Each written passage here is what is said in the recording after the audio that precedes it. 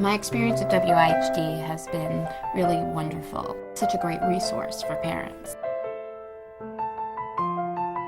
We make the world better for people with disabilities. And you feel like your loved one is being taken care of when you're here. And they do it with respect and dignity.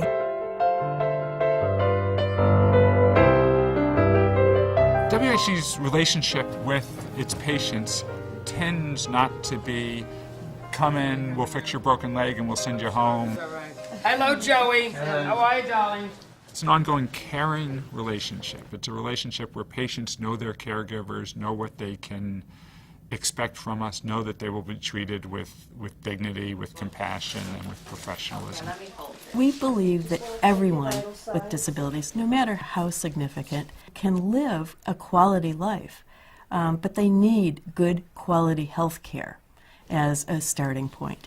And that's what we provide. Hold this, hold it tight. Let me see how strong you are. Very good. What people really want are competent, caring professionals and the latest technology, the latest interventions. I finished the examination and he is not showing any side effects of the medication. Welcome, everybody. Thank you very much for coming. We put together this presentation and tour today so that you and other people in the community could learn a little bit more about Westchester Institute for Human Development and about the terrific things that are happening here. When we talk about assistive technology, we're really talking about any kind of a support that we can use for an individual who has a disability. Hey, Gino. How are you? When I first met Gino and realized how old he was, he's gone for 38 years without being able to use a voice. And who in this day and age should live like that? Our goal in assistive technology is really to provide people with the best way for them to be able to participate in their day-to-day life. We can provide a voice to an individual who hasn't had a voice for a very long period of time. I happen to love children. However, I always had the fear that any child that I was with would not understand what I was trying to say to them. Have you been to the school working with the kids? Went yesterday and had them ask all sorts of questions. Excellent. We talk about communication being the essence of life. It's how we let people know that they mean something to us. Having a voice again is just beyond belief. We really are connected to our patients. Everyone on the medical team takes time with the patient, family members, and caregivers. We are fortunate to have a wide spectrum of specialists available to us at WIHD. When you're a person with disabilities, you're looking often at other kinds of health issues going along with that primary disability. I miss the school. I go on Thursday and Friday. So you're looking at obesity, high blood pressure, the potential for cardiovascular problems. So at WIHD, day in and day out, we provide a whole range of medical care, both primary care and specialty care, as well as dental services. All right, let's bring him in. It's a very big deal for us to even try to brush his teeth. So when you put him in a dental chair and you lean him back and all the lights are on him, he just can't handle it. So he moves around, he clenches his teeth, he cries. Dr. Seagriff acts like this is, normal type of behavior. She's very comforting to him. He's doing great today. Individuals with developmental disabilities have such a tough time trying to access dental services. The staff at WIHD know how to calm him down, and they know how to make me and my dad, as his caregivers, feel more comfortable, and then help him to feel more comfortable. Okay, Clock, so we'll see you next time, okay? Good for you. Okay, take another one and listen. Listen for the next one. Many children who have hearing loss have other types of developmental disabilities. Good for you.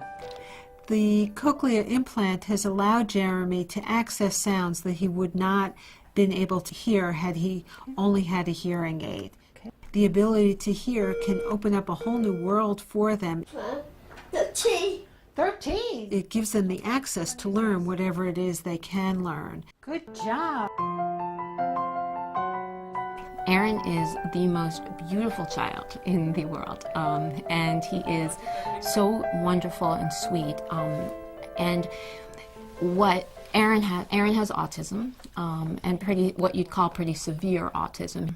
It's been a challenge every step of the way with him. Aaron, pick one. You know, these kids are engaging in behaviors as a form of communicating wants, needs, or things that they like or dislike. So what we need to do is teach them that this form of communication that they're using right now isn't going to work anymore. Applied behavior analysis has been really successful with Aaron in a lot of different ways. It taught Aaron how to listen. It taught Aaron how to sit still. It taught me as a parent how to take a different approach. It's been a huge success for him.